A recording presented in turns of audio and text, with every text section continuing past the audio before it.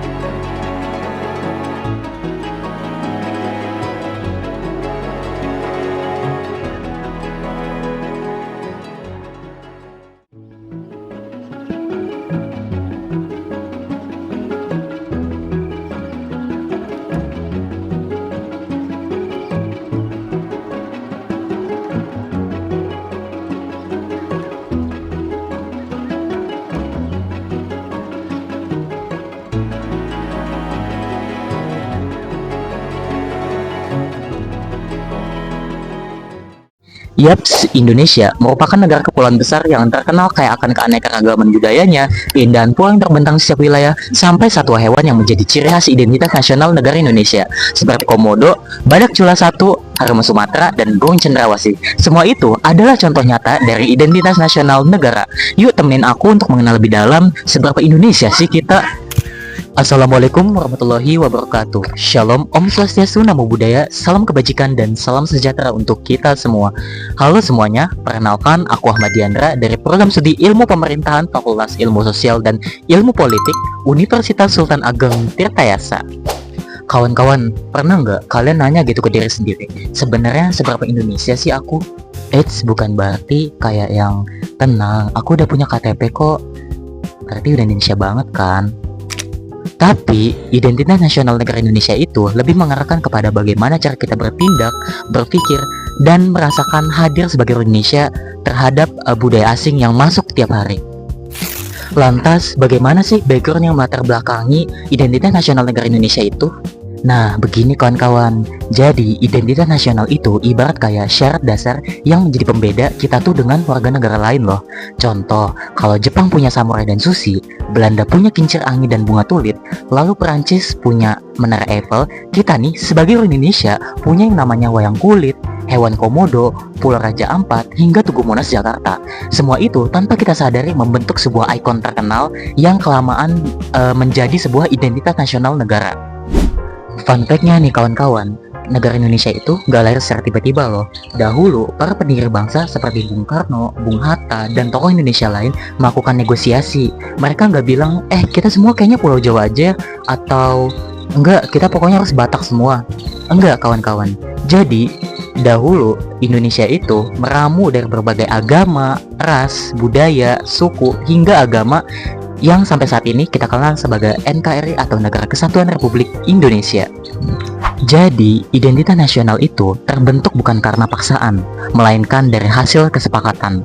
Dan oleh karena itu, dia nggak statis. Dia bisa bersifat berubah, berkembang, atau bahkan memudar jika tidak dirawat.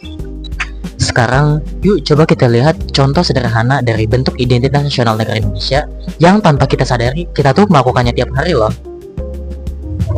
Kawan-kawan, walaupun ya di era sekarang banyak banget kalangan anak-anak muda seperti ala Gen Z yang mereka tuh ngomongnya campuran kata dengan bahasa Inggris seperti at least, literally, by the way atau biasa disingkat BTW atau FYI atau for your information. Nah, tapi kita tetap kan menggunakan panggilan lo gue atau aku kamu yang sudah menjadi varian lokal. Bahkan ketika kita nge-tweet dalam bahasa Inggris, kita tuh sering banget tanpa kita sadari menyelipkan kata si, dong, nih, kok, dan oh yang tidak ada dalam bahasa lain. Tentu hal itu adalah bukti dari identitas bahasa kita sebagai orang Indonesia.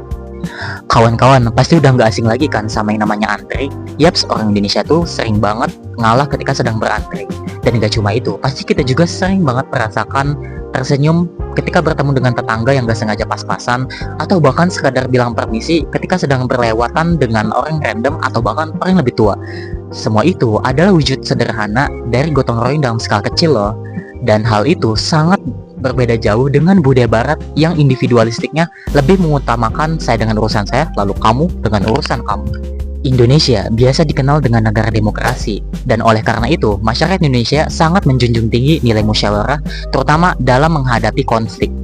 Walaupun ya, berujung pada khawatiran menyinggung perasaan pihak lain, namun prinsip tepa lira atau merasakan apa yang orang lain rasakan merupakan mekanisme sosial yang cukup unik.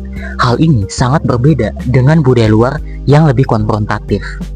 Lantas, yang menjadi sebuah pertanyaan krusial dalam pembahasan kali ini, apakah generasi pada era modern sekarang masih memiliki identitas nasional negara yang kuat?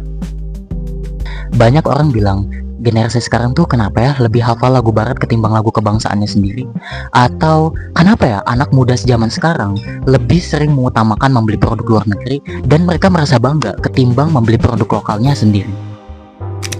Eits, faktanya, anak muda khususnya di kalangan Gen Z sekarang tuh justru mereka pada kreatif banget loh kawan-kawan. Banyak dari mereka yang menciptakan konten-konten menarik melalui aplikasi TikTok, seperti tren Day My Life, membuat resep makanan kekinian, sampai ada gerakan Bangga Buatan Indonesia yang saat ini sedang viral. Jadi, identitas nasional itu nggak akan pernah hilang, melainkan hanya berubah bentuk. Seperti halnya air, ia menyesuaikan dengan wadahnya. Dahulu, identitas nasional itu sangatlah kaku, tapi sekarang berubah menjadi lebih fleksibel. Yang penting, kita nggak kehilangan akarnya kawan-kawan, dan tetap percaya diri serta berpegang teguh bahwa kita adalah orang Indonesia dengan segala keunikannya. Sekarang beralih pada bagian yang paling seru, yaitu apakah globalisasi telah mengikis identitas nasional negara kita? Yuk kita simak. Begini kawan-kawan, jadi globalisasi itu kita visualisasikan seperti sebuah pisau. Pisau, jika kita menggunakannya dengan asal-asalan, ia akan melukai dan menyayat tangan kita. Tapi beda lagi jikalau pisau itu kita gunakan sebijak mungkin, dan dia akan membantu kita dalam melakukan segala aktivitas. Begitupun dengan globalisasi. Jadi globalisasi itu membawa pengaruh luar, seperti bahasa asing, gaya hidup, dan juga tren. Tapi ia juga memaksa kita seolah bertanya, apa sih yang menjadi ciri khas dalam diri kita? Contoh, ketika kita sedang menonton drakor, kita sering banget jarang melihat sorotan tentang warga negara asing itu yang bergotong royong.